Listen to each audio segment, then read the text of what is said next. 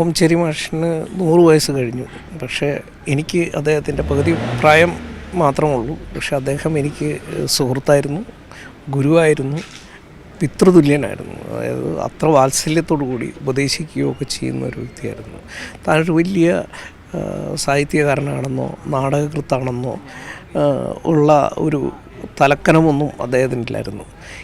ആര് ഡൽഹിയിൽ വന്നാലും നമ്മുടെ കുത്തബ് മീനാറും അതുപോലെ തന്നെ റെഡ് ഫോർട്ട് പോലെ തന്നെ എല്ലാവരും സന്ദർശിക്കുന്ന ഒരു ഡൽഹിയുടെ ഒരു കാരണവരായി അദ്ദേഹം എപ്പോഴും ഉണ്ടായിരുന്നു. ഡൽഹിയിൽ വരുന്ന പല പ്രമുഖരും അദ്ദേഹത്തിൻ്റെ ഒപ്പം അല്പസമയം ചെലവഴിക്കാൻ വരുന്നത് ഈ 100 വയസ്സ് കഴിഞ്ഞപ്പോൾ പലപ്പോഴും സാക്ഷ്യം വഹിക്കാൻ എനിക്ക് സാധിച്ചിട്ടുണ്ട്. അതുകൊണ്ട് തന്നെ അദ്ദേഹത്തിൻ്റെ വേർപാട് എത്രമാത്രം ആഴങ്ങളിൽ മലയാളി മനസ്സിൽ മലയാള ഭാഷയെ നെഞ്ചോട് ചേർക്കുന്ന എല്ലാവർക്കും വളരെ വേദനയുണ്ടാക്കുന്ന ഒന്നാണ്. കാരണം ഇപ്പോൾ മലയാളം മിഷൻ എന്ന് പറയുന്ന ഒരു പ്രസ്ഥാനം ലോകത്തിൻ്റെ എല്ലാ ഭാഗത്തും വളരെ സജീവമാണ്. അതിന് തുടക്കം കുറിച്ചത് ഓംചേരി മാഷാണ്. മലയാള ഭാഷ